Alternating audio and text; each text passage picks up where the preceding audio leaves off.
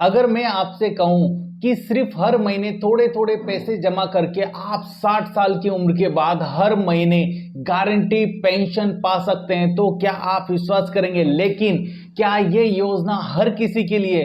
कौन इसमें शामिल हो सकता है? कितना पैसा जमा करना पड़ेगा? और अगर बीच में कुछ हो जाए तो क्या होगा? आज की इस वीडियो में हम अटल पेंशन योजना की A to Z जानकारी आसान भाषा में समझेंगे। अटल पेंशन योजना है क्या? अटल पेंशन योजना APY इसका शॉर्ट फॉर्म है। भारत सरकार की एक सामाजिक सुरक्षा योजना है। इसका उद्देश्य लोगों को रिटायरमेंट के बाद में हर महीने एक निश्चित पेंशन देना है। यह योजना खास तौर पर उन लोगों के लिए बनाई गई थी जो असंगठित क्षेत्र में काम करते हैं। हालांकि पात्रता पूरी करने वाले अन्य भारतीय नागरिक भी इसमें शामिल हो सकते हैं। कौन जुड़ सकता है इसमें? भारतीय नागरिक होना सबसे पहले इसकी कंडीशन है। दूसरा, उम्र इसमें 18 साल से लेकर 40 साल के वर्ष के बीच होनी चाहिए। बैंक या पोस्ट ऑफिस में सेविंग अकाउंट होना चाहिए। एक व्यक्ति केवल एक APY अकाउंट खोल सकता है, अटल पेंशन अकाउंट खोल सकता है। और कितनी पेंशन मिलेगी? आप अपनी जरूरत के अनुसार इसमें से कोई भी एक विकल्प चुन सकते हैं। 1000 रुपये प्रति माह, 2000 रुपये प्रति माह या 3000, 4000, 5000 इस प्रति माह। 60 वर्ष की आयु पूरी होने के बाद चुने गए विकल्प के अनुसार पेंशन मिलना शुरू होता है। हर महीने कितना जमा करना होगा, यह आपकी उम्र और चुनी गई पेंशन पर निर्भर करता है। एक एग्जांपल से समझते हैं इसे, तो आपको ज्यादा क्लियर हो जाएगा इसमें।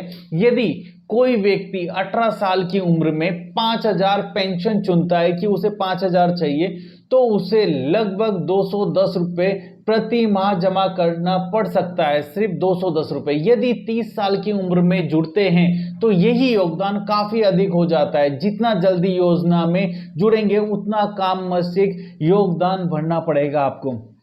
60 साल के बाद क्या होगा? आपको हर महीने गारंटी पेंशन मिलेगी।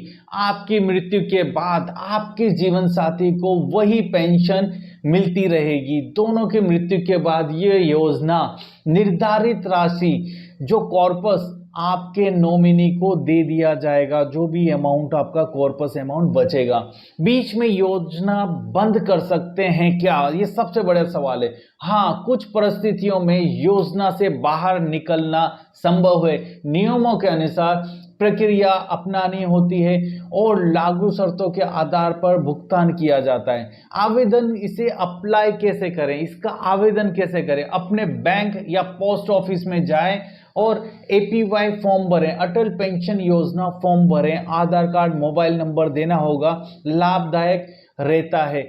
पेंशन का विकल्प चुने, ऑटो डेबिट की अनुमति दें उन्हें। इसके बाद हर महीने आपके खाते से योगदान अमाउंट ऑटोमेटिकली, जो अमाउंट डिसाइडेड हुआ है वो कट हो जाएगा। फायदे क्या हैं इसके? 60 साल के बाद निश्चित मासिक पेंशन आपकी फिक्स हो जाती है। जीवन साथी और नॉमिनी के लिए भी सुरक्षा हो जाती है। ऑटो डेबिट की सुविधा होती है। कम आय वाले लोगों के लिए उपयोगी रिटायरमेंट प्लान है। मेरे हिसाब से बहुत कम अमाउंट लगता है, ना के बराबर। किन बातों का ध्यान रखें? योगदान समय पर खाते में जो भी अमाउंट डिसाइड हुआ है वो होना चाहिए। योजना में शामिल होने की अधिकतम आयु आपकी 40 वर्ष है। पेंशन की अधिकतम राशि आपकी 5000 रुपये महीना है। अपनी आय और भविष्य की जरूरत और अन्य निवेशों को देखकर ही निर्णय लें। अगर आपकी उम्र 18 साल से 40 वर्ष के बीच है और आप रिटायरमेंट के लिए एक अनुशासित बचत करना चाहते हैं, तो अटल पेंशन योजना एक उपयोगी विकल्प हो सकता है आपके लिए। लेकिन कोई भी निवेश या पेंशन योजना चुनने से पहले उसकी शर्तों को अच्छी तरह समझें। इस वीडियो को उन सभी लोगों के साथ में शेयर करें जिनकी इनकम काफी कम है उन इस जो छोटा सा अमाउंट भरकर आप अपनी इन फ्यूचर जो रिटायरमेंट के बाद आफ्टर 60 आप एक सर्टन अमाउंट, आपको फिक्स अमाउंट मिलने लगता है। ध्यान रखिए, एक पेंशन के तौर पर छोटा अमाउंट भी आपके लिए बहुत फायदेमंद हो सकता है। या आपकी डेथ के बाद में इतना बड़ा अमाउंट नहीं है, 210, 300, 400 इस तरीके का अमाउंट मंथली जाता है, उसके बाद में आपकी वाइफ को मिलता है, फिर उसके वाइफ की भी डेथ के बाद में जो कॉर्पस इकट्ठा होता है वो बच्चों के लिए मिलता है। तो छोटा सा अमाउंट कई बार काफी बड़ी मदद कर देता है। इन चीजों का जरूर ध्यान रखें और हर एक उस पर्सन के साथ में जरूर शेयर करें जिसकी आय कम है, जो ऑटो चलाते हैं, जो टैक्सी ड्राइवर्स हैं, या फिर जिनकी सैलरी 20-1 हज़ार के करीब है।